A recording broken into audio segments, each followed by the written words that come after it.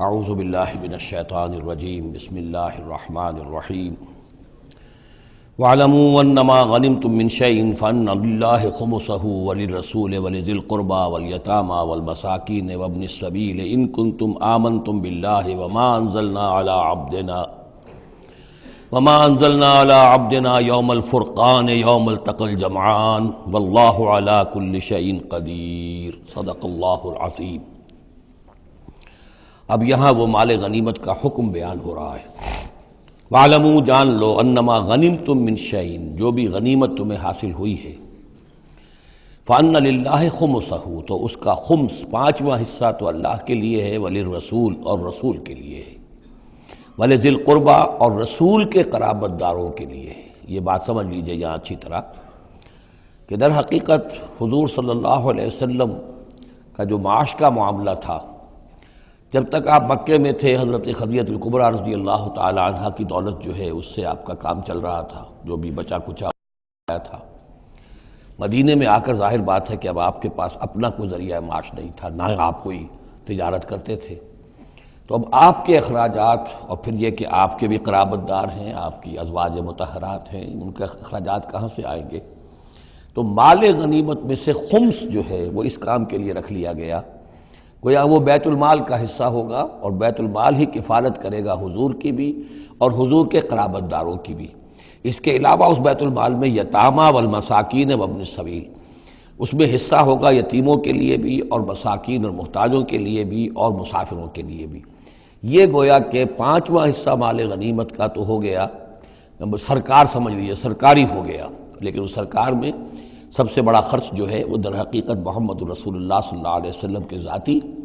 آپ کے اخراجات، آپ کے ازواج مطہرات کا نان نفقہ، آپ کے قرابت داروں کا ذوی القربیٰ، جس میں آپ کو بھی تو ظاہر بات ہے کہ کچھ نہ کچھ صلہ رحمی آپ فرماتے تھے، تو اس کے لیے، اور یہ کہ یتیموں اور مساکین کے لیے وابن السبیل۔ ان کنتم آمنتم باللہ، اگر تم ایمان رکھتے ہو اللہ پر، وما انزلنا علی عبدنا، اور اس شے پر جو ہم نے نازل کی اپنے بندے پر، یوم الفرقان، فیصلے کے دن، یعنی جو شے نازل کی وہ ہے غیبی امداد، نصرت غیبی، جو فرشتے آئے۔ ظاہر بات ہے کہ وہ ایک انسین جو ہے غیب کا معاملہ ہے،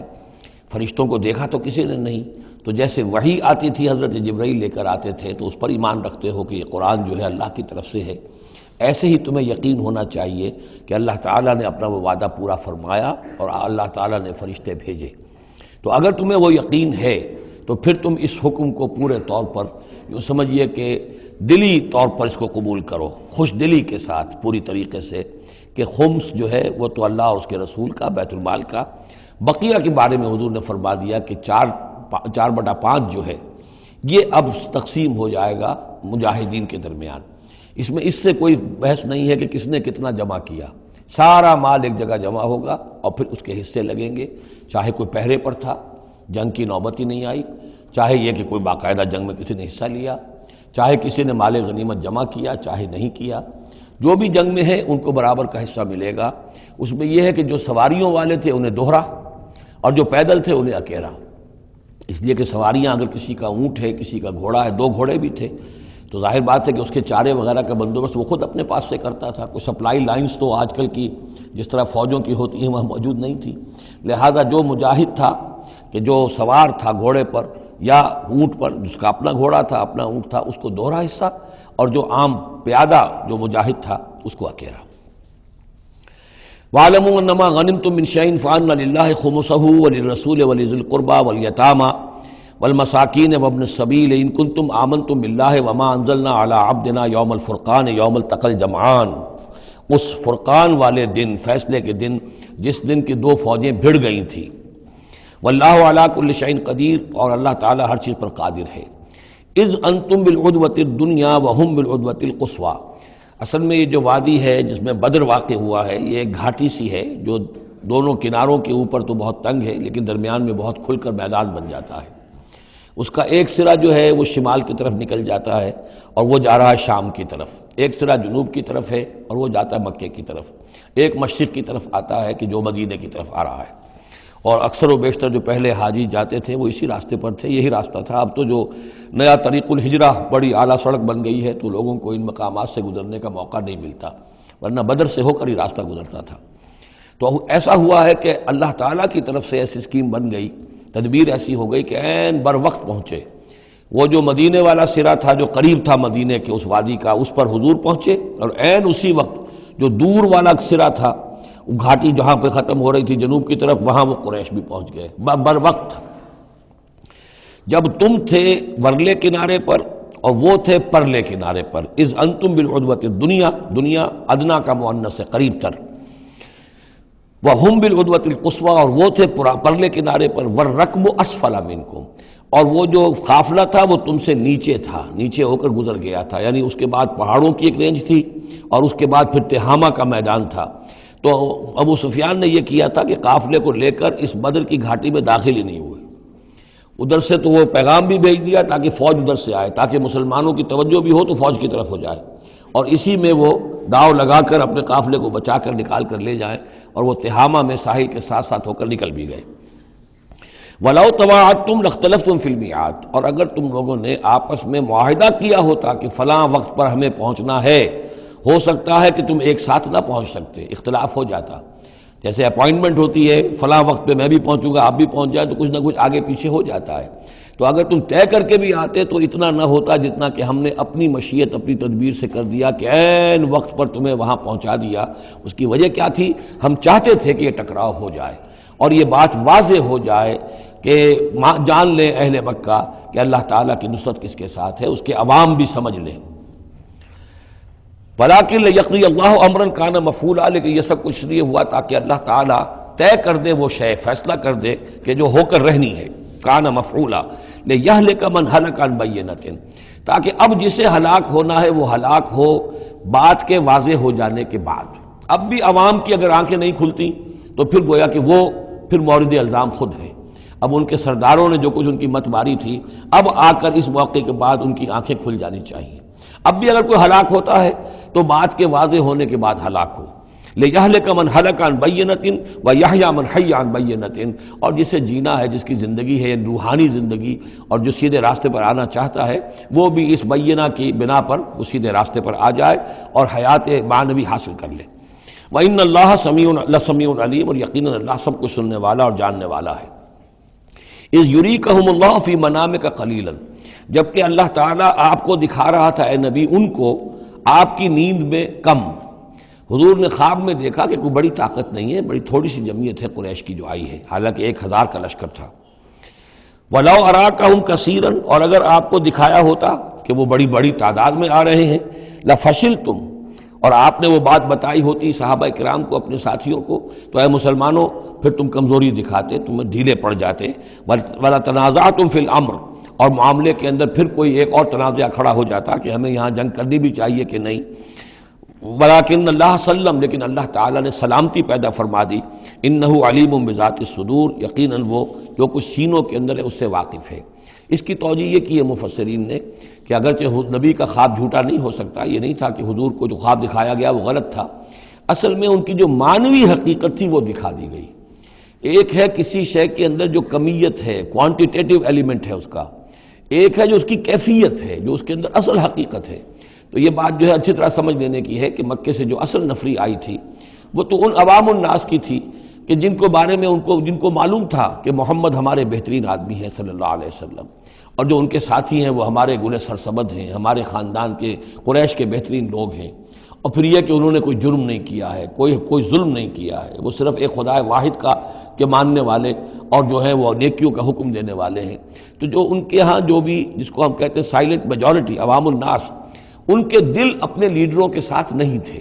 آ تو گئے تھے، وہ ظاہر ان کا جبر تھا، ان کا فیصلہ تھا، لیڈروں کا حکم تھا، آ گئے تھے، لیکن مارے باندھے کو آئے ہوئے تھے۔ ان کے دلوں کے اندر وہ بات نہیں تھی کہ جو کسی ایسے لشکر میں ہوتی ہے کہ جو سمجھتا ہے اپنے آپ کو برحق، ہم حق کے لیے لڑ رہے ہیں، تو اس کے اندر جو طاقت ہوتی ہے اس لڑنے والے کے اندر، وہ اس شخص میں نہیں ہوتی کہ جو مارے باندھے کو لے آیا گیا ہو اور خود اسے اپنے دل میں یہ یقین نہ ہو کہ میں حق کے لیے لڑ رہا ہوں۔ اس اعتبار سے معنوی طور پر جو ان کی کیفیت تھی اس کے اعتبار سے وہ واقعتاً کم تھے، تو حضور کو خواب میں اللہ تعالیٰ نے ان کی اصل حقیقت دکھائی۔ وَإِذْ يُرِيكُمُوهُمْ إِذْ الْتَقَيْتُمْ فِي أَعْيُنِكُمْ قَلِيلًا وَيُقَلِّلُكُمْ فِي أَعْيُنِهِمْ، مزید برآں اللہ نے یہ کیا کہ جب دونوں لشکر ٹکرائے ہیں تو ایسی کیفیت پیدا کر دی کہ مسلمانوں کو بھی وہ تھوڑے لگ رہے تھے کہ کوئی زیادہ لوگ نہیں ہیں، اور انہیں بھی مسلمان تھوڑے نظر آ رہے تھے. یعنی یہ کہ ہر صورت اللہ نے ایسی بنا دی تھی کہ جنگ ہو اور ڈٹ کر ہو، تاکہ یہ صورتحال جو ہے یوم الفرقان ہونا اس کا بالکل واضح ہو جائے. اگر کسی وجہ سے وہ کرنی کترا جاتا معاملہ اور جنگ نہ ہوتی، مقابلہ نہ ہوتا، تو جس طریقے سے کہ اللہ اس کو فیصلہ کن دن بنا دینا چاہتا تھا، یوم الفرقان فیصلے کا دن، وہ صورتحال پیدا نہ ہوتی. لِيَقْضِيَ اللَّهُ أَمْرًا كَانَ مَفْعُولًا، تاکہ اللہ پورا کر دے اس معاملے کو کہ جو ہونے والا ہی تھا. وَإِلَى اللَّهِ تُرْجَعُ الْأُمُورُ، اور تمام معاملات بالآخر تو اللہ ہی کی طرف لوٹا دیے جائیں گے. یا ایھا الذین آمنوا اذا لقیتم فئۃ فاثبتوا، اے اہل ایمان جب بھی اب تمہارا، اب چونکہ دور شروع ہو گیا ہے،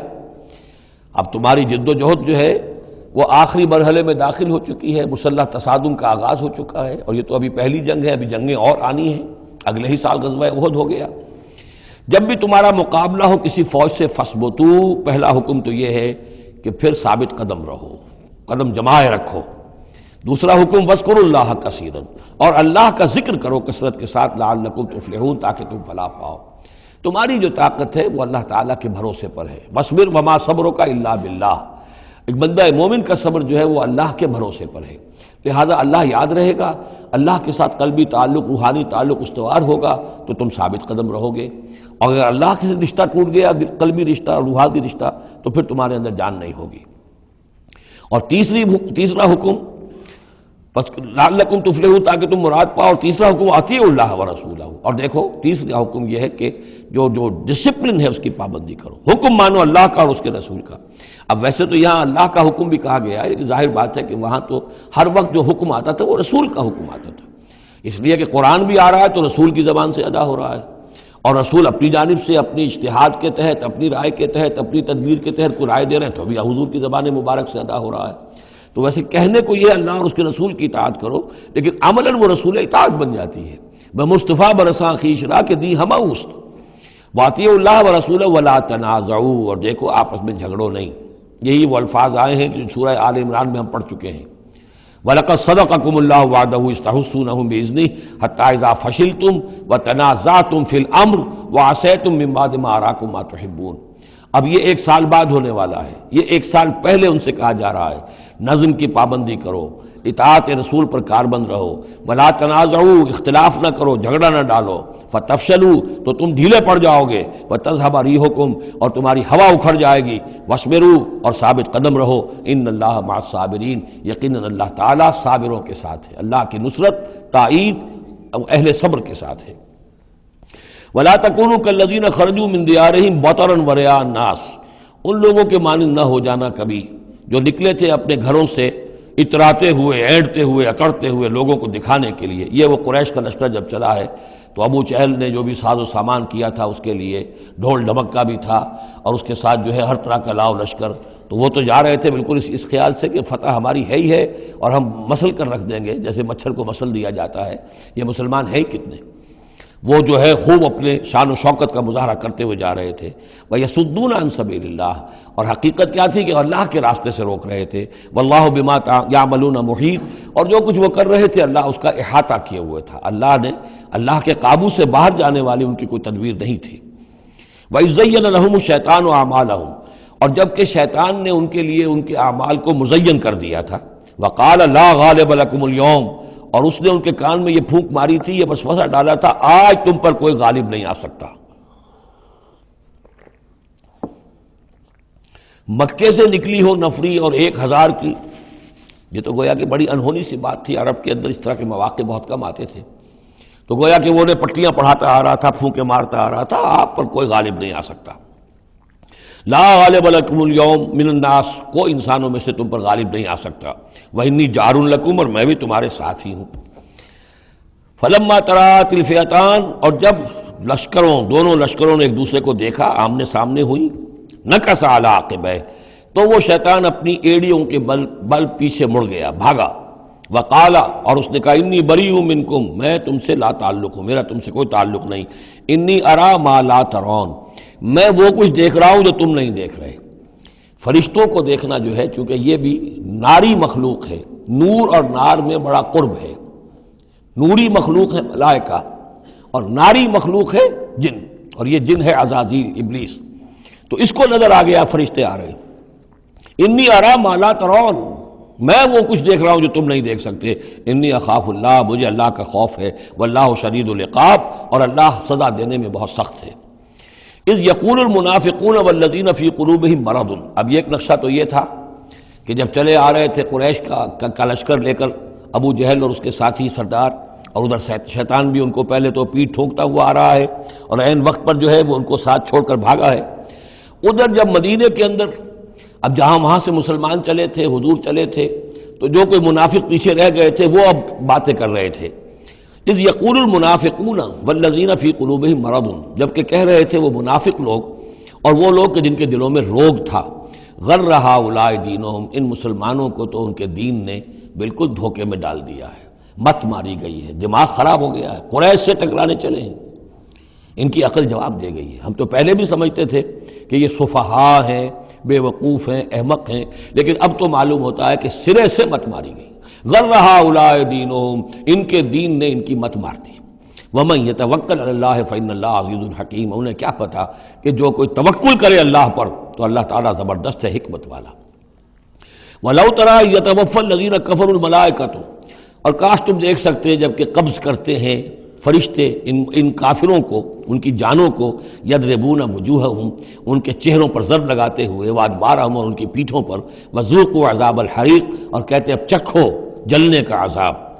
ذالک بما قدمت ایدیکم، اور یہ وہ کچھ ہے جو تمہارے اپنے ہاتھوں نے آگے بھیجا ہے، وان اللہ لیس بظلام للعبید، اور یہ کہ اللہ تو ہرگز اپنے بندوں کے حق میں ظالم نہیں ہے، ظلم کرنے والا نہیں ہے۔ کداب آل فرعون والذین من قبلہم، جیسے کہ معاملہ ہوا آل فرعون کا اور ان کا جو ان سے پہلے تھے۔ آل فرعون سے پہلے قوم شعیب سے پہلے صدوم اور عمورہ کی بستیاں، ان سے پہلے قوم سمود، ان سے پہلے قوم عاد، ان سے پہلے قوم نوح، یہ ہم سورہ اعراف کے اندر یہ ساری چیزیں پڑھ کر آئے۔ کداب آل فرعون والذین من قبلہم کفروا بآیات اللہ، انہوں نے بھی اللہ کی آیات کا کفر کیا، فاخذہم اللہ بذنوبہم، تو اللہ نے پکڑ لیا انہیں ان کے گناہوں کی پاداش میں۔ ان اللہ قوی شدید العقاب، یقیناً اللہ تعالیٰ قوی ہے، قوت والا ہے، زور آور ہے، اور سزا دینے میں سخت ہے۔ ذالک بان اللہ لم یکن مغیرا نعمۃ انعمها علی قوم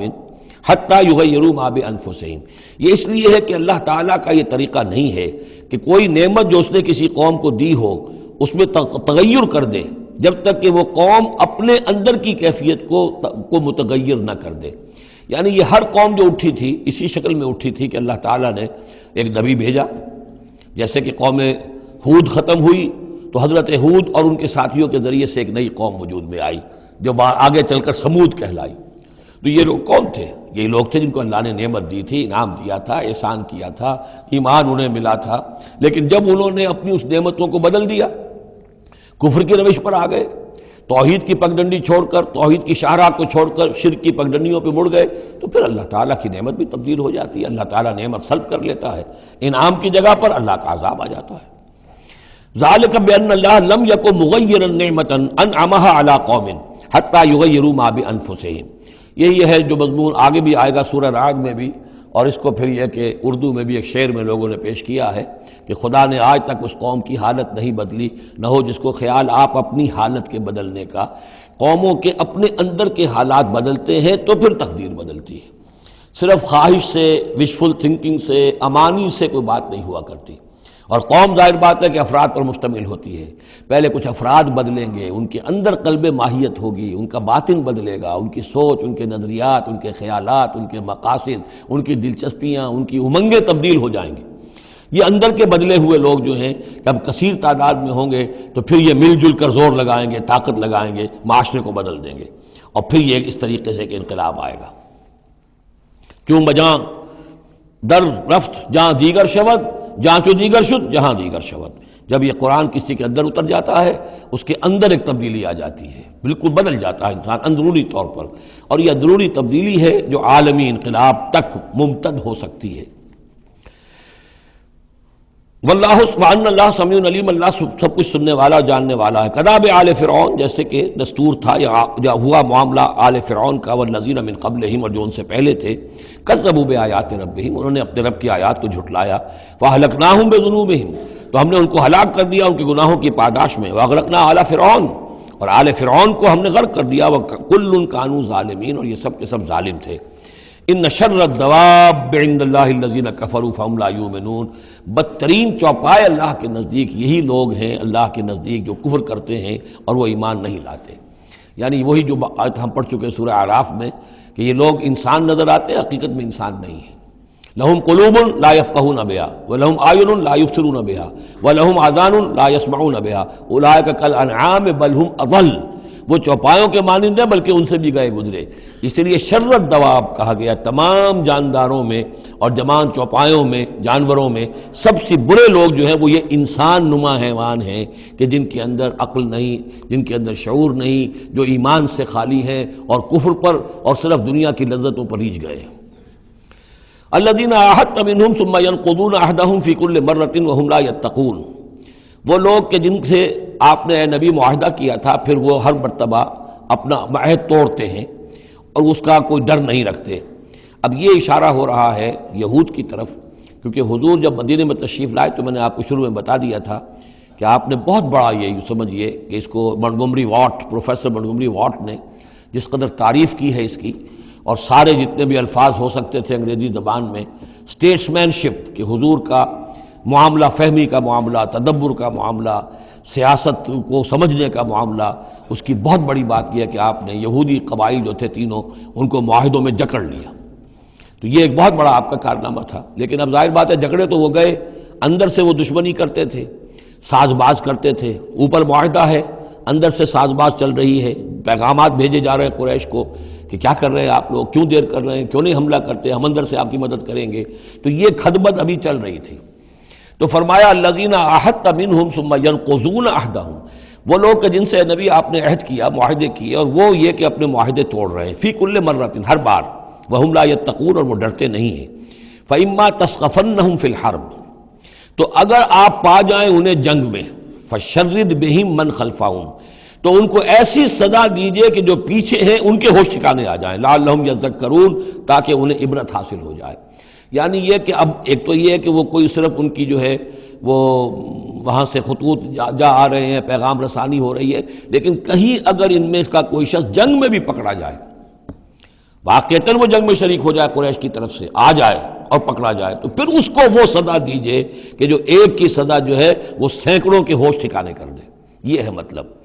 وَإِمَّا تَثْقَفَنَّهُمْ فِي الْحَرْبِ فَشَرِّدْ بِهِمْ، ایسی سزا ان کو دیجئے من خلفہم کے جو ان سے پیچھے ہیں ان کے بھی ہوش ٹھکانے ہو جائیں. لعلہم یذکرون، شاید کہ پھر وہ نصیحت پکڑ لیں. وَإِمَّا تَخَافَنَّ مِنْ قَوْمٍ خِيَانَةً،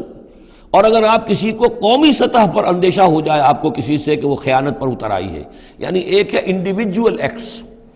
بنو قریظہ کا کوئی شخص ہے جو کام کر رہا ہے، بنو قریظہ کا سردار کہے گا صاحب مجھے کیا معلوم، یہ ایک شخص کا انڈیویجول معاملہ ہے، اس نے کوئی خط لکھ دیا ہوگا قریش کو یا کوئی سلسلہ جرمانی کیا ہوگا، لیکن یہ ہمارا اجتماعی معاملہ نہیں ہے، ہم معاہدے کے پابند ہیں. بنو قینقاع کا کوئی شخص ہے اس نے کر دیا، تو اس کے لیے تو پہلا حکم آ گیا. وہ کہیں اگر مل جائے، جنگ میں مل جائے، کیونکہ ویسے تو اسے ہاتھ نہیں لگا سکتے، معاہدہ ہے ان کے ساتھ، تو معاہدہ ہے، اس کو کیا سزا دیں گے. لیکن یہ کہ جنگ میں کہیں آ جائے، اتنی جرأت کر جائے، تو پھر اس کو وہ سخت سزا دیجیے گا کہ جو پیچھے بیٹھے ہوئے ہیں، جو دورے ہلا رہے ہیں، تارے ہلا رہے ہیں، ان کو بھی ہوش ٹھکانے آ جائے. لیکن یہ کہ اگر آپ کو اندیشہ ہو جائے کہ کوئی قبیلہ جو ہے وہ خلاف ورزی کرنے پر اتر آیا ہے، خیانت کرنے پر اتر آیا ہے. وَإِمَّا تَخَافَنَّ مِنْ قَوْمٍ خِيَانَةً، کسی کی طرف سے خیانت کا آپ کو اندیشہ ہی ہو جائے، فَانبِذْ إِلَيْهِمْ عَلَىٰ سَوَاءٍ، تو پھر پھینک دیجئے ان کی طرف کھلم کھلا، یعنی پھر معاہدے کو ایبروگیٹ کیجئے، کہہ دیجئے کہ آج سے ہمارا کوئی معاہدہ نہیں. یہ نہیں ہے کہ معاہدہ بھی قائم رہے اور آپ ان کے خلاف اقدام بھی کر دیں، یہ صحیح نہیں. اس لیے کہ یہ مقام جو ہے اخلاقی اعتبار سے بھی غلط ہے، اور خاص طور پر آپ کا مقام، مقام نبوت، اس کے اعتبار سے کسی درجے میں بھی نہیں ہے کہ کسی قوم کے ساتھ معاہدہ بھی ہے، آپ کو اندیشہ ہے کہ وہ خیانت کر رہے ہیں، تو آپ کھلم کھلا اعلان کر دیجئے کہ آج سے میرا اور تمہارا کوئی معاہدہ نہیں، پھر اقدام کیجئے. لیکن یہ کہ بغیر اس اعلان کے کوئی اقدام کرنا ان کے خلاف، یہ در حقیقت اللہ تعالیٰ جو اخلاق چاہتا ہے اہل ایمان کے، اس کے منافی ہے. وَإِمَّا تَخَافَنَّ مِنْ قَوْمٍ خِيَانَةً فَانبِذْ إِلَيْهِمْ عَلَىٰ سَوَاءٍ. اصل میں یہی وہ بات تھی جس کے حوالے سے مولانا مودودی مرحوم نے 1948 میں یہ جو جہاد کشمیر اس وقت ہو رہا تھا اس کے بارے میں رائے ظاہر کی تھی کہ ہندوستان کے ساتھ ہمارے سفارتی تعلقات ہیں، بھارت کے ساتھ ہمارا سارا معاملہ معاہدات کے اوپر چل رہا ہے، پھر اگر یہ کہ معاملہ جو ہے دوسری طرف ہم یہ شکل کر رہے ہیں کہ وہاں پر جنگ کا معاملہ کر رہے ہیں تو یہ غلط ہے، شریعت کی روح سے، قرآن کی روح سے غلط ہے۔ ہمیں کھلم کھلا اعلان کرنا چاہیے، جو بھی ہو اللہ تعالیٰ پر بھروسہ رکھنا چاہیے، کھل کر سامنے آنا چاہیے۔ یہ یا کہ میز کے اوپر تو معاہدہ ہے، ہاتھ مل رہے ہیں اور میز کے نیچے سے ٹانگیں گھسیٹی جا رہی ہیں، یہ دنیا داروں کا دھندا تو ٹھیک ہے، لیکن اسلام کی روح سے ایک اسلام کے نام پر بننے والی مملکت کی حکومت کا یہ طرز عمل درست نہیں ہے۔ یہ تھا وہ معاملہ جو سن 48 میں مولانا مودودی نے یہ رائے ظاہر کی تھی، اور اس پر پھر کافی ان کے خلاف جو ہیں عوامی جذبات جو ہیں وہ بہت جو ہے اس وقت بہت بلند ہو گئے تھے، مشتعل ہو گئے تھے، اس لیے کہ عوام کی اپنی سوچ ہوتی ہے۔ وَإِمَّا تَخَافَنَّ مِنْ قَوْمٍ خِيَانَةً فَانبِذْ إِلَيْهِمْ عَلَىٰ سَوَاءٍ، معاہدہ ان کے منہ پر دے مارو، ان اللہ لا يحب الخائنین، یقیناً اللہ تعالیٰ کو خیانت کرنے والے پسند نہیں ہے۔ وَلَا يَحْسَبَنَّ الَّذِينَ كَفَرُوا سَبَقُوا، اور نہ سمجھے وہ لوگ جنہوں نے کفر کیا ہے کہ وہ بچ نکلے ہیں، یعنی یہ کہ اب اگر کچھ لوگ بچ کے بھی تو چلے گئے نا، آخر 1000 کی نفری آئی تھی، انہم لا یعجزون، یہ جو بچ کر چلے گئے وہ یہ نہ سمجھے کہ وہ اللہ کو عاجز کر دیں گے، وہ عاجز نہیں کر سکیں گے۔ وَأَعِدُّوا لَهُم مَّا اسْتَطَعْتُمْ، اور اے مسلمانوں اب جب یہ نیا دور شروع ہو ہی گیا ہے تمہاری اس دعوت و تحریک کا، تو اب پوری طریقے سے اپنے امکان بھر سامان حرب تیار کرو۔ اعدوا لہم، اعداد، تیاری کرنا، اسلحہ تیار کرو، سامان جنگ تیار کرو، گھوڑے تیار رکھو، رسالہ تمہارا ہونا چاہیے، جو بھی تمہارے لیے ممکن ہے۔ یہ توکل کا مطلب یہ نہیں ہے کہ تم ہاتھ پر ہاتھ دھر کر بیٹھ رہو اللہ تمہاری مدد کرے گا۔ اعدوا لہم ما استطعتم، اپنی استطاعت جو ہے اس کی حد تک تو پوری تیاری کرو، من قوت، طاقت سے بھی، ومن رباط الخیل، اور پلے ہوئے گھوڑوں کے ذریعے سے بھی، اس لیے کہ اس زمانے میں جنگ کے لیے سب سے زیادہ جو مؤثر شے تھی آپ کو معلوم ہے وہ گھوڑا، تیز رفتار ہے، اونٹ جو ہے تیز دوڑ نہیں سکتا ہے۔ اور اسی حوالے سے آج سمجھ لیجئے ہمارے لیے بہت اہم مسئلہ ہے یہ، اللہ تعالیٰ نے شاید عالم اسلام میں پورے میں پتہ نہیں 50 60 70 کتنے ملک دنیا میں ہیں مسلمان کہلاتے ہیں، ایک ملک ہے صرف جسے ایٹمک صلاحیت دی ہے، اور یہ امانت پوری امت مسلمہ کی ہے، مسلمانان پاکستان کے پاس، اور اس کے بارے میں اگر امریکہ کا دباؤ قبول کر لیا گیا تو یہ سب سے بڑی خیانت ہوگی اللہ کے ساتھ، امت مسلمہ کے ساتھ، اللہ کے دین کے ساتھ۔ وہ اسرائیل لے کر بیٹھا ہوا ہے ایٹم بم کے، اس کے پاس انبار لگے ہوئے، لیکن یہ ہے کہ ساری پالیسی جو چل رہی ہے وہ یہ کسی طریقے سے پاکستان کا، ایک عراق کے بارے میں اندیشہ ہوا تھا کہ اسے ایٹمی دانت نکل سکتے ہیں، اس ایک مرتبہ اس کا وہ ایٹمک پلانٹ جو ہے اس کا بھرکس نکال دیا تھا، دوسری مرتبہ یہ کہ اس کا پورا بھرکس ہی نکل گیا، اگلا پچھلا کھایا پیا سب اگلوا دیا۔ اب پاکستان پر سارا دباؤ، ساری ڈپلومیسی جو بھی چل رہی ہے اس وقت، کان کھولنے کی اور آنکھیں کھول کر دن گزارنے کی ضرورت ہے۔ ہمیں حکم یہ ہے کہ جو بھی اللہ نے تمہیں دیا ہے، تمہارا امکان، جو بھی تمہارے پاس امکانی طاقت ہے اسے سنبھال کر رکھو، ڈیٹرنٹ۔ اعدوا لہم ما استطعتم من قوت ومن رباط الخیل ترہبون بہ عدو اللہ، تاکہ تم اللہ کے دشمنوں کو اس سے ڈرا سکو، یہی ہے ڈیٹرنٹ، معلوم ہو کہ ان کے پاس وہ طاقت ہے۔ وعدوکم، اور اپنے دشمنوں کو بھی ڈرا سکو، وآخرین من دونہم، ایک تو ہے اللہ کے دشمن اور تمہارے دشمن ایک اور بھی ہیں جو ان کے سوا ہیں، ان کے پرے ہیں، انہیں تم نہیں جانتے، لا تعلمونہم اللہ یعلمہم، اللہ انہیں جانتا ہے، یعنی وہ مارے آستین منافقین ہیں، یہ تمہاری اپنی آستینوں کے اندر بیٹھے ہوئے ہیں، تمہیں پتہ بھی نہیں ہے کہ وہ لوگ بھی در حقیقت ففتھ کالمسٹ عنصر ہے کہ جو در حقیقت تمہاری تباہی چاہتا ہے، بربادی چاہتا ہے۔ وما تنفقوا من شیء، اب ظاہر بات ہے کہ اگر ساز و سامان فراہم کرنا ہے، اسلحہ فراہم کرنا ہے، اور ساز و سامان کے لیے جو ہے گھوڑے تیار کرنے ہیں تو انفاق کرنا پڑے گا۔ انفقوا مما رزقناکم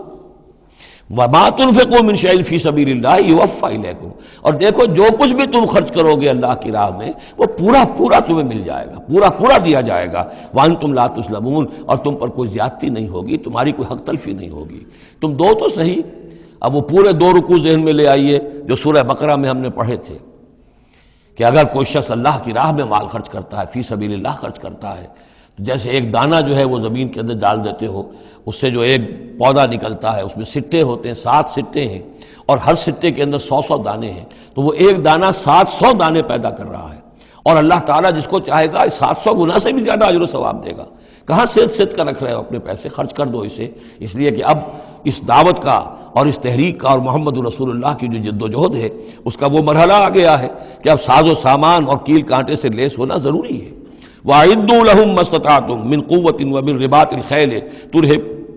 ترهبون به عدو اللہ وعدوکم وآخرین من دونہم لا تعلمونہم اللہ یعلمہم وما تنفقوا من شیء فی سبیل اللہ یوفی الیکم وانتم لا تظلمون وَإِن جَنَحُوا لِلسَّلْمِ فَانْجَحْ لَهَا، اور اے نبی اگر وہ اپنے بازو اپنے کندھے نیچے گرا دے امن کے لیے، صلح کے لیے، اگر قریش آمادہ ہو جاتے ہیں تو آپ بھی جھک جائیے، کوئی بات نہیں، صلح کر لیجیے۔ وَتَوَكَّلْ عَلَى اللَّهِ، اللہ پر توکل کیجیے، یعنی یہ کہ اگر وہ صلح کرنے کے اوپر آمادہ ہے صلح کر لیجیے، اور ڈریے نہیں کہ ہو سکتا ہے وہ چال چل رہے ہوں، نہیں، صلح کا جواب صلح سے دیجیے، لیکن یہ کہ اللہ پر توکل کیجیے۔ وَهُوَ السَّمِيعُ العليم، وہ سب کچھ إِنَّهُ هُوَ السَّمِيعُ العليم، یقیناً وہ سب کچھ سننے والا اور جاننے والا ہے۔ وَإِن يُرِيدُوا أَن يَخْدَعُوكَ، اور اگر وہ چاہتے ہو کہ آپ کو دھوکہ دے دیں، فَإِنَّ حَسْبَكَ اللَّهُ، تب بھی آپ نہ گھبرائیں، آپ کے لیے اللہ کافی ہے، اللہ کی طرف سے ضمانت ہے۔ هُوَ الَّذِي أَيَّدَكَ بِنَصْرِهِ وَبِالْمُؤْمِنِينَ، وہی تو ہے اللہ جس نے اے نبی آپ کی مدد کی ہے اپنی نصرت سے اور اہل ایمان کے ذریعے۔ یہ ذرا نوٹ کیجئے، اللہ نے محمد کی مدد کی ہے اہل ایمان کے ذریعے، یعنی اللہ تعالیٰ کا یہ فضل ہوا محمد رسول اللہ صلی اللہ علیہ وسلم پر کہ ایسے صحابہ عطا فرمائے جو مخلص تھے، کہ جہاں آپ کا پسینہ گرا وہاں انہوں نے اپنی خون کی ندیاں بہا دی۔ حضرت موسیٰ کو ایسے ساتھی میسر نہیں آئے، کیا حال تھا جبکہ ان کو کہا گیا اللہ کی راہ میں جنگ کرو، اور ان کا فضل بنتا و رب کا فقاتل انا ہاؤنا قاعدون، جاؤ تم جاؤ، ہم بیٹھے ہیں یہاں۔ رب انی لا املک الا نفسی واخی فافرق بیننا و بین القوم الفاسقین۔ یہاں یہ ہوا تھا جب دوسری مرتبہ مقام صفرا پر جب ہوئی ہے جو مشاورت، اور وہ بڑی یوں سمجھیے کہ کانٹے کی مشاورت تھی، وہاں بھی کچھ لوگ زور دے رہے تھے مسلسل کہ چلیے ہمیں چلنا چاہیے پہلے قافلے کی طرف، وہ تو آپ کو سیرت کی کتابوں میں پڑھنا ہوگا، لیکن یہ ہے کہ اس وقت حضور کا منشا یہ تھا، آپ بار بار کہ اچھا آپ اور لوگ مشورہ دیں، اور لوگ بھی مشورہ دیں۔ حضرت مقداد نے کھڑے ہو کر یہی بات کہی رضی اللہ تعالیٰ عنہ، اے نبی آپ ہمیں موسیٰ کے ساتھی نہ سمجھیے جنہوں نے کہہ دیا تھا وَسَبَنْتَ وَرَبُّكَ فَقَاتِلَا إِنَّا هُنَا قَاعِدُونَ، ہم آپ کے ساتھی ہیں، آپ جو حکم دیں ہم حاضر ہیں۔ حضرت ابوبکر نے تقریر کی، حضرت عمر نے تقریر کی، حضور دیکھ رہے ہیں انصار کا کیا منشا ہے، ان کی کیا رائے ہے۔ پھر کھڑے ہوئے حضرت سعد، انہوں نے کہا ہے کانک تعنینا یا رسول اللہ، اے اللہ کے رسول شاید آپ کا روح سخن ہماری جانب ہے، شاید اس وجہ سے کہ ہمارا جو معاہدہ ہوا تھا بیعت عقبہ ثانیہ میں وہ یہ تھا کہ اگر مدینے پر حملہ ہوگا تو ہم آپ کی حفاظت کریں گے، شاید یہ گمان ہے آپ کا۔ فَإِنَّا آمَنَّا بِكَ وَصَدَّقْنَاكَ، ہم آپ پر ایمان لا چکے، ہم نے آپ کی تصدیق کی، ہم نے آپ کو اللہ کا رسول مانا، اب ہمارے پاس کوئی آپشن نہیں ہے۔ خدا کی قسم اگر آپ اپنا گھوڑا سمندر میں ڈال دیں گے ہم بھی آپ کے پیچھے اپنی سواریاں سمندر میں ڈال دیں گے، اور خدا کی قسم اگر آپ ہمیں کہیں گے ہم اپنی اونٹیوں کو دبلا کر دیں گے برق الغماد تک جا پہنچیں گے، یعنی یمن کا شہر ہے برق الغماد، وہاں تک پہنچ جائیں گے چاہے ہماری اونٹنیاں لاغر ہو جائیں۔ اس کے بعد حضور کا چہرہ کھل اٹھا کہ انصار کی طرف سے بھی ان کے ایک رئیس نے یہ بات کہی ہے، پھر آپ نے کہا چلو اب بدر کی طرف۔ تو یہ اللہ تعالیٰ نے گویا کہ حضور کی مدد کی ہے اہل ایمان سے۔ هو الذی ایدک بنصرہ، ایک تو اللہ کی مدد آئی آسمان سے، فرشتے آئے، اور ایک وبالمؤمنین، اور اہل ایمان کے ذریعے سے آپ کی مدد کی ہے۔ من انصاری الی اللہ، کون ہے میرا مددگار اللہ کی راہ میں۔ وَأَلَّفَ بَيْنَ قُلُوبِهِمْ، اور ان اہل ایمان کے دلوں میں اللہ نے محبت پیدا کر دی۔ لَوْ أَنفَقْتَ مَا فِي الْأَرْضِ جَمِيعًا مَا أَلَّفْتَ بَيْنَ قُلُوبِهِمْ، ارے نبی اگر آپ دولت کے ذریعے سے محبت پیدا کرتے کہ لوگوں کو زیادہ زیادہ ان کے دل کی نرمی کے لیے، تالیف قلب کے لیے جو ہے پیسے دیے جائیں، اگر زمین کی ساری دولت بھی آپ خرچ کر دیتے تو ان میں یہ تالیف، یہ الفت پیدا نہیں ہو سکتی تھی۔ ولیکن اللہ الف بینہم، یہ تو اللہ تعالیٰ ہی نے ان کے مابین یہ الفت پیدا کر دی ہے۔ یہ ہم سورہ آل عمران میں بھی پڑھ چکے ہیں کہ تمہارا معاملہ جو ہے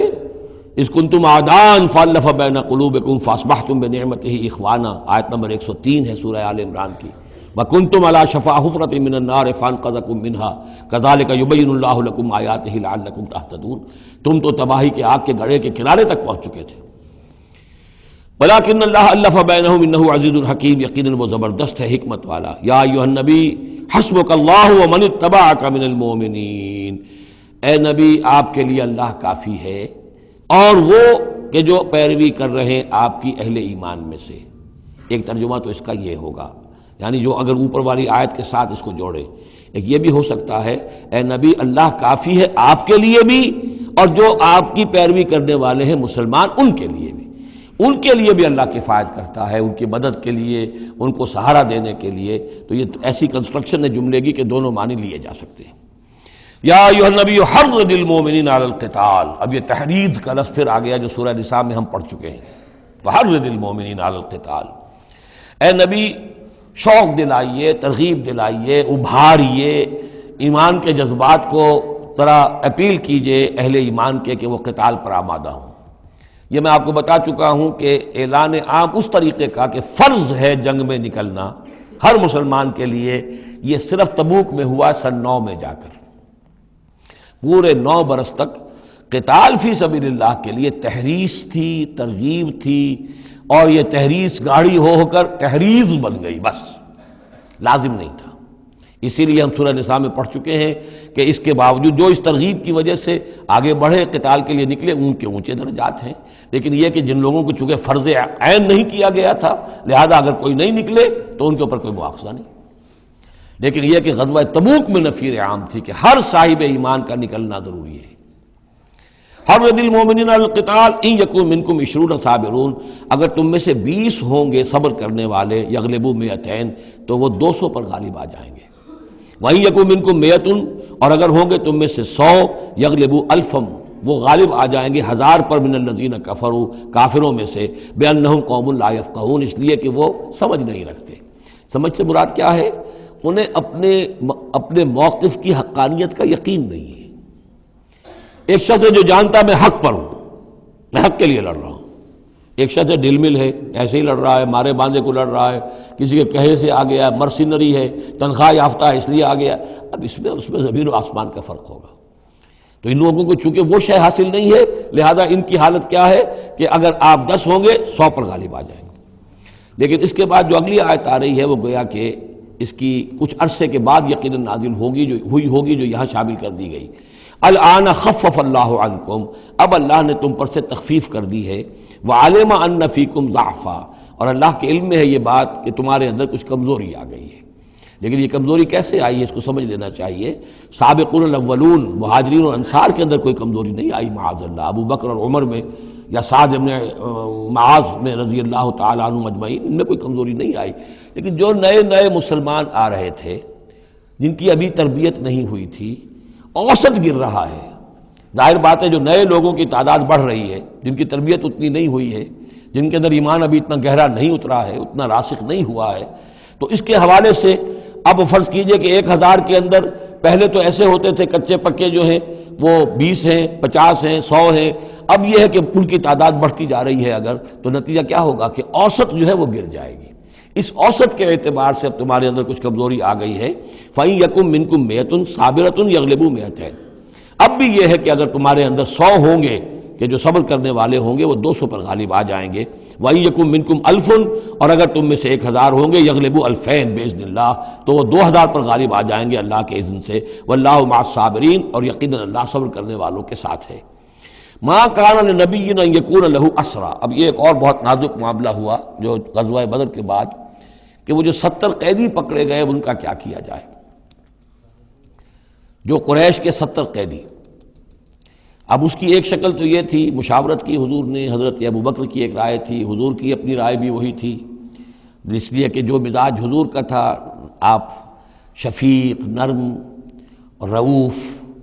رقیق القلب، یہی معاملہ حضرت ابو بکر کا تھا۔ حضرت عمر تھے سخت، اشدہم فی امر اللہ عمر، حضرت عمر کی یہ رائے تھی کہ ان سب کو قتل کر دینا چاہیے، اگر ہم نے فدیہ لے کر یا معاف کر دیا، ویسے ہی یہ چھوڑ دیا، یہ پھر دوبارہ آئیں گے، کفر کو تقویت حاصل ہوگی۔ تو اس کو تو جب تک کہ کفر کی کمر ٹوٹ نہ جائے، یہ سانپ جو ہے جب تک کہ پوری طرح کچلا نہ جائے، اس وقت تک جو ہے ہمیں کوئی نرمی نہیں کرنی چاہیے، بلکہ وہ اس حد تک تھے کہ ہم میں سے یہ جو قیدی آئے ہیں جو ان کے قریب ترین عزیز ہوں، بس مہاجرین کے اندر وہ لوگ موجود تھے، قریش کے جو لوگ پکڑے گئے ہیں، تو مہاجر جو تھے یہاں صحابہ کرام وہ بھی تو قرشی تھے، تو اپنے قریب ترین عزیزوں کو اپنے ہاتھ سے قتل کریں، یہ حضرت عمر کی رائے تھی۔ حضور صلی اللہ علیہ وسلم کی رائے اور حضرت ابو بکر کی رائے بھی یہ تھی کہ نہیں، نرمی کی جائے، فدیہ لے کر چھوڑ دیا جائے۔ فیصلہ ہو گیا، اس پر عمل ہو گیا، لیکن پھر جو یہ آیت اتری ہے یہ پھر بہت سخت ہے اس میں اس فیصلے کو غلط قرار دیا گیا، اگرچہ فیصلہ ہو گیا ٹھیک ہے، لیکن یہ کہ اس کے اوپر گرفت ہوئی ہے کہ یہ نہیں ہونا چاہیے تھا۔ یہ مضمون بنیادی طور پر یہ سورہ محمد میں آئے گا صلی اللہ علیہ وسلم، اور وہاں تفصیل کے ساتھ اس کی پوری بات آ چکی ہے، اور چونکہ سورہ محمد سورہ بقرہ سے بھی پہلے نازل ہو چکی تھی، سورۃ القتال، اس حوالے سے یہ بات جو ہے بہت اہم ہے کہ اس میں یہ قاعدہ قانون آ چکا تھا، اس کے باوجود اس بات کا ہو جانا یہ گویا کہ ایک طرح سے ایک کوتاہی ہوئی ہے، وقتی طور پر نظر انداز ہو گیا اللہ تعالیٰ کا مستقل حکم۔ ما کان لنبی ان یکون لہ اسرا، کسی نبی کے لیے یہ جائز نہیں ہے کہ اس کے پاس قیدی ہوں، حتی یسخن فی الارض، جب تک کہ زمین کے اندر خوب خونریزی نہ ہو لے، یعنی باطل کی کمر نہ توڑی جا چکی ہو، اس وقت تک قیدی رکھنا۔ قیدی رکھنے کا مطلب تو ہے کہ وہ زندہ رہیں گے، آج نہیں تو کل انہیں چھوڑنا پڑے گا، آپ چھوڑیں گے ان کو، وہ پھر کفر کی تقویت کا باعث بنیں گے۔ تريدون عرض الدنیا، تم دنیا کا ساز و سامان چاہتے ہو، یعنی فدیہ ملے گا، مال ملے گا۔ اب یہ ظاہر بات ہے کہ نہ حضور کی یہ نیت ہو سکتی تھی معاذ اللہ، اور نہ حضرت ابو بکر کی، لیکن اللہ تعالیٰ کا معاملہ ہے، جب وہ اپنے نبیوں کے اوپر بھی کبھی گرفت کرتا ہے تو بظاہر الفاظ بڑے سخت ہوتے ہیں، بظاہر بڑے سخت ہوتے ہیں، تو اس کے اندر وہ سختی موجود ہے۔ ظاہر بات ہے کہ یہ بات نہ حضور کے لیے نہ حضرت ابو بکر کے لیے۔ تريدون عرض الدنیا، تم دنیا کا سامان چاہتے ہو، واللہ یرید الآخرہ،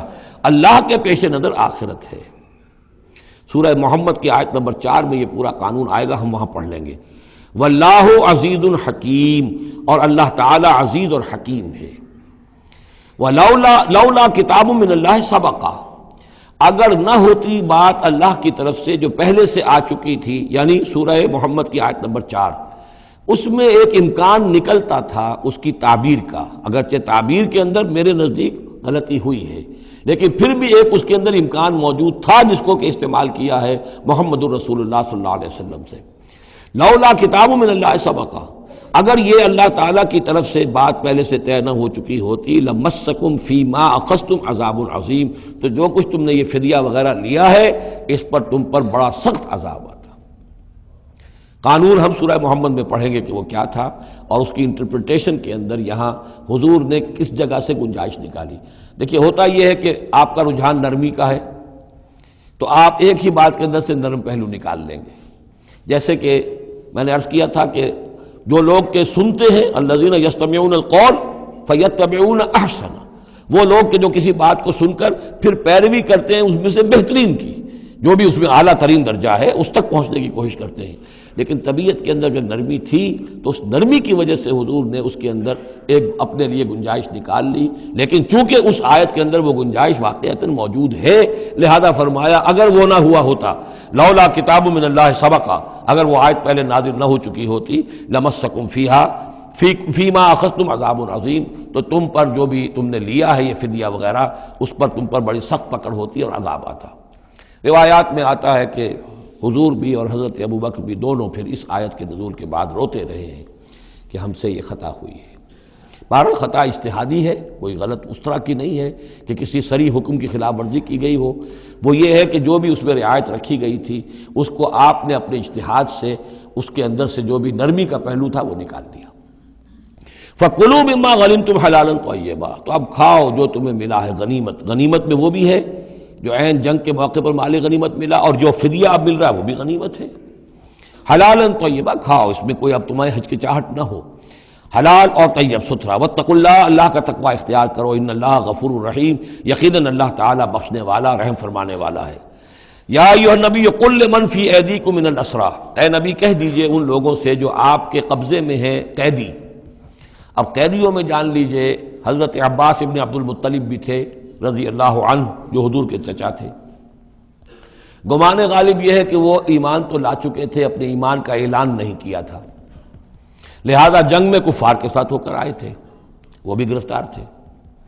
اور بھی کچھ لوگ تھے کہ جن کے بارے میں حضور جانتے تھے کہ یہ لوگ جو ہے اپنی دلی خواہش سے نہیں آئے ہیں، بلکہ یہ کہ اپنے سرداروں کے دباؤ کی وجہ سے آئے ہیں، لیکن قانون تو قانون ہے۔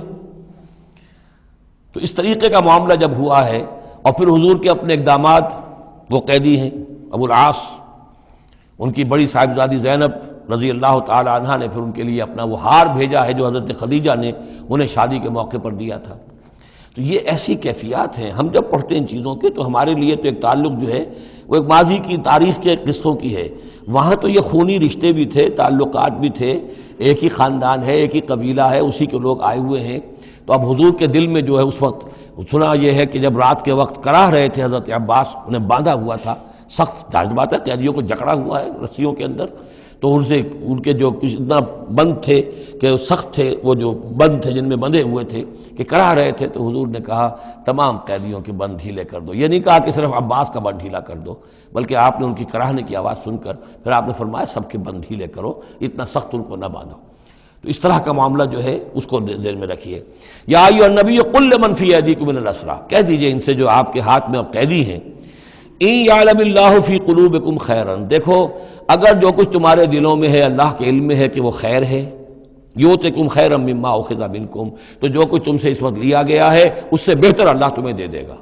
یعنی یہ کہ نیت کا معاملہ تمہارا اور اللہ کے مابین ہے، ہمارا معاملہ قانون کا ہے۔ تم آئے کفار کے ساتھ جنگ کرتے ہوئے آئے ہو، پکڑے گئے ہو، اب ان میں کوئی ڈسکریمنیشن نہیں ہو سکتی، کوئی شخص کہے کہ نہیں صاحب میں تو مجبوراً آیا تھا، اور میں تو کسی کے کہنے میں آیا تھا، اور میں تو حقیقت میں تو اسلام لا چکا تھا، یہ بات جو ہے اب نہیں چلے گی۔ لہذا یہ ضرور ہے کہ اگر تمہارے دل میں کوئی خیر ہے، کوئی بھلائی ہے، اور اس وقت یہ کہ تم سمجھتے ہو کہ تم اس صورتحال میں مجبوراً پھنس گئے ہو اور تمہیں فدیہ ادا کرنا پڑ رہا ہے، تو اللہ تعالیٰ تمہیں اس سے کہیں زیادہ دے دے گا کہ جو آج تمہیں فدیے میں دینا پڑ رہا ہے۔ ظاہر بات ہے کہ وہاں بیویوں کو خبریں پہنچی، انہوں نے اپنے زیور بھیجے ہیں، حضرت زینب رضی اللہ تعالی عنہ نے بھی اپنا زیور بھیجا، ہار بھیجا ہے، اور حضور کے آنکھوں میں آنسو آ گئے جب آپ نے وہ ہار دیکھا، حضرت خدیجہ کا ہار رضی اللہ تعالی عنہ۔ وہ پوری زندگی جو آپ کی گزری تھی حضرت خدیجہ کے ساتھ، وہ ساری آنکھوں میں نگاہوں کے سامنے آ گئی، جو ان کی وفاداری تھی اور جو انہوں نے خدمت کی تھی، وفا شعاری کی تھی۔ تو اس کے بعد مسلمانوں سے کہا کہ یہ ماں کی یادگار تھی بیٹی کے پاس، اگر آپ لوگ اجازت دیں تو یہ اس کو واپس کر دیا جائے، تو اس کو پھر لوگوں کی اجازت سے وہ ہار واپس کیا گیا۔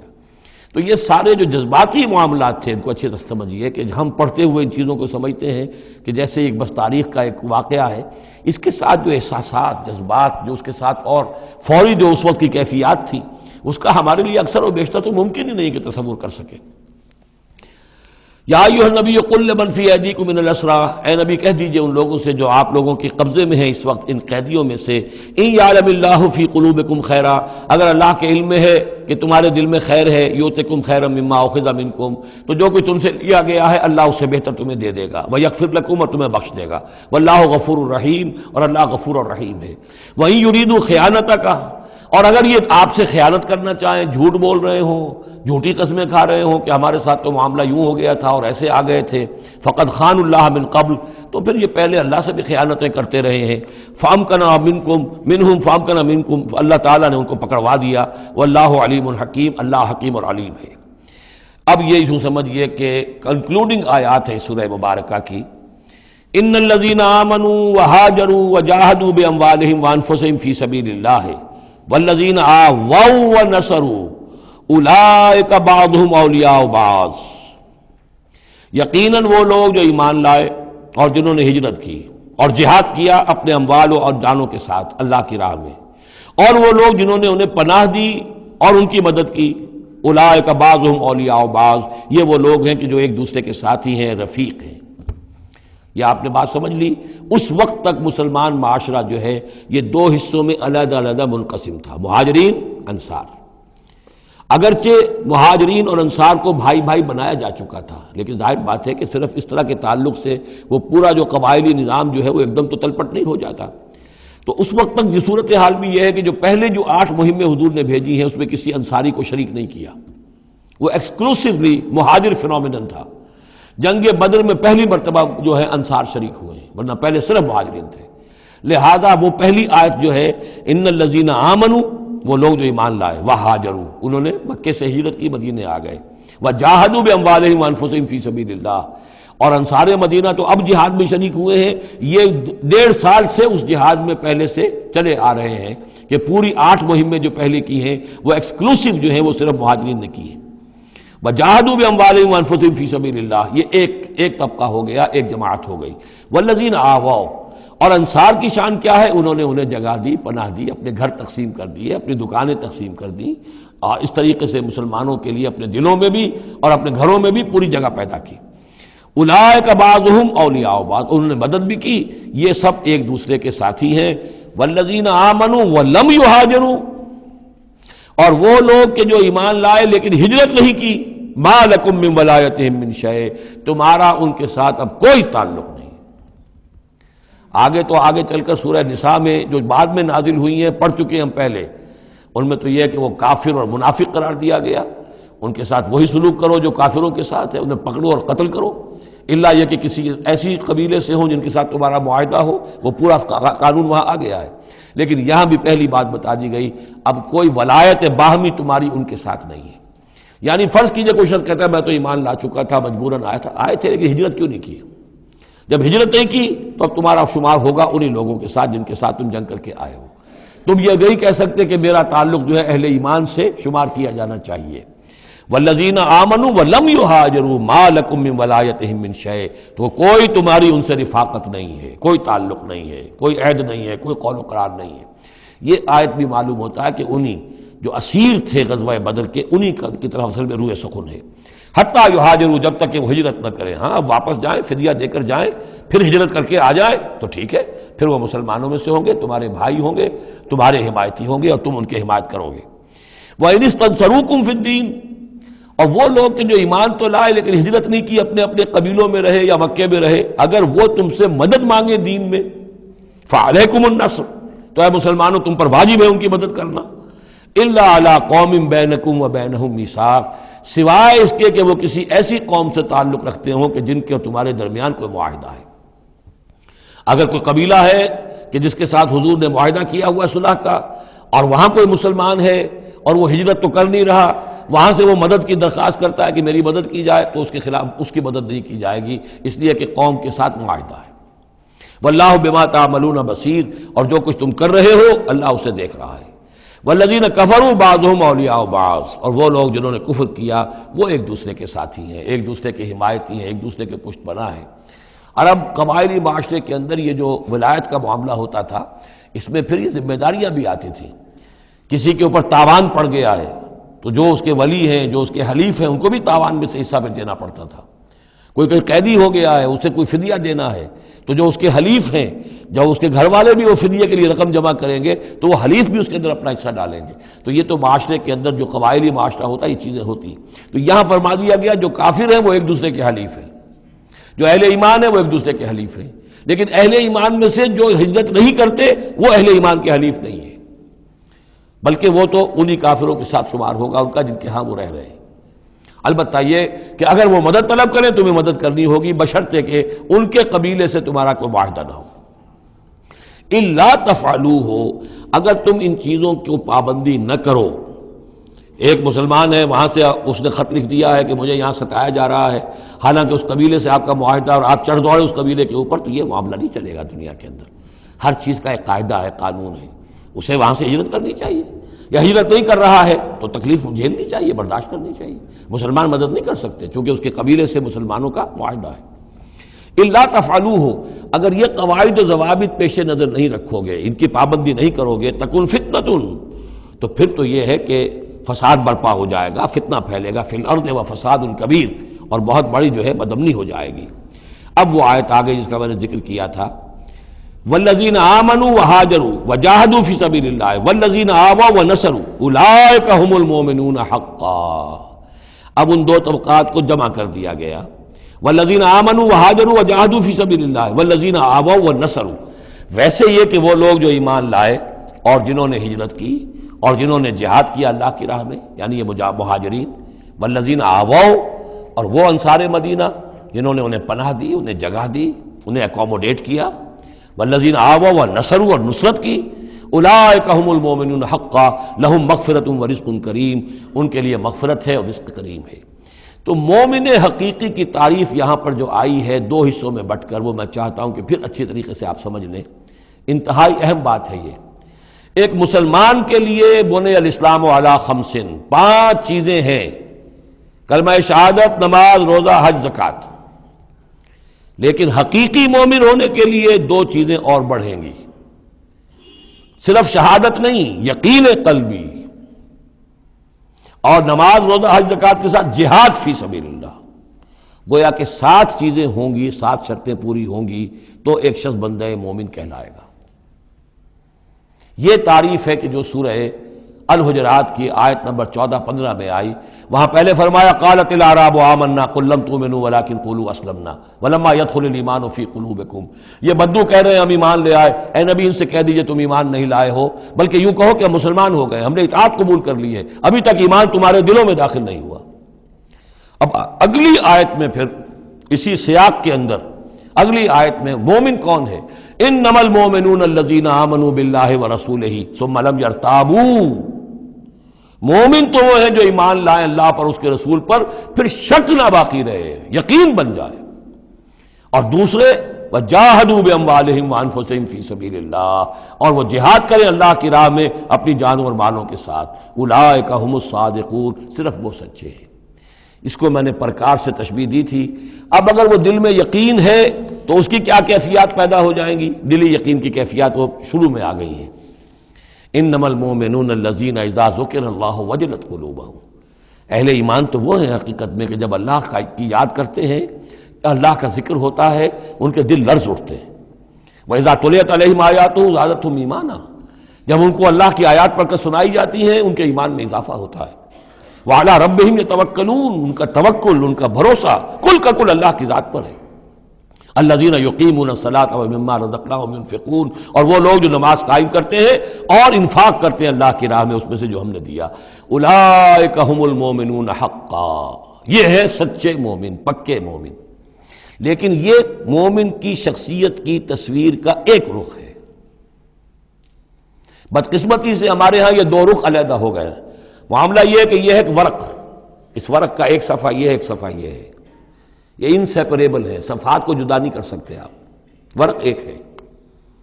اس کا ایک رخ یہ ہے صفحہ، ایک رخ یہ ہے صفحہ۔ مومن کی شخصیت کا ایک صفحہ،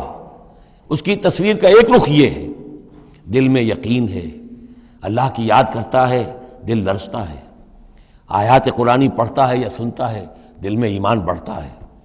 ہر معاملے میں توکل، اس کا بھروسہ اللہ کی ذات پر ہے، نماز قائم کیے ہوئے ہے، زکوٰۃ ادا کرتا ہے، اللہ کی راہ میں خرچ کرتا ہے۔ یہ شخصیت کا ایک رخ ہو گیا، اولئک ھم المؤمنون حقا۔ لیکن یہ ایک رخ ہے، اور دوسرا رخ کیا ہے؟ وہ ہم والذین آمنوا وہاجروا وجاہدوا فی سبیل اللہ والذین آووا ونصروا اولئک ھم المؤمنون حقا۔ اور وہ لوگ جو ایمان لائے، جنہوں نے ہجرت کی، جنہوں نے جہاد کیا اللہ کی راہ میں، اور وہ لوگ جنہوں نے انہیں جگہ دی، پناہ دی اور ان کی مدد کی، یہ ہے مومن سچے۔ تو تصویر کے ان دونوں رخوں کو جوڑیے، یہ ہے اصل میں جو آج کی ضرورت ہے۔ صحابہ کرام کی شخصیتوں میں یہ دونوں رخ تھے۔ جیسے زوال آیا ہمارے ہاں، اڑائے کچھ ورق لالے نے، کچھ نرگس نے، کچھ گل نے، چمن میں ہر طرف بکھری ہوئی ہے داستاں میری، دین کے حصے بکھرے ہو گئے، کوئی حلقے ذکر کے ہیں تو ان کو جہاد وغیرہ سے کوئی غرض نہیں، کوئی جہادی تحریکیں ہیں تو ان کے اندر جو ہے وہ دوسری کیفیات نہیں۔ اس طرح کے معاملات جو ہے تقسیم ہو چکے ہیں۔ جب تک کہ یہ مکمل شخصیتیں وجود میں نہیں آئیں گی، یہ ظاہر بات ہے صحابہ کی کمیت کے اعتبار سے تو وہاں تک نہیں پہنچ سکتے، لیکن ان کا عکس تو ہو، اس طرح کی کیفیت متوازن طریقے پر۔ اگر 25% ادھر ہے 25% ادھر بھی ہو، 10% ادھر ہے 10% ادھر بھی ہو، لیکن ایک ہی طرف 70% ہو جائے، دوسری طرف 0 ہو، وہ معاملہ گڑبڑ ہے۔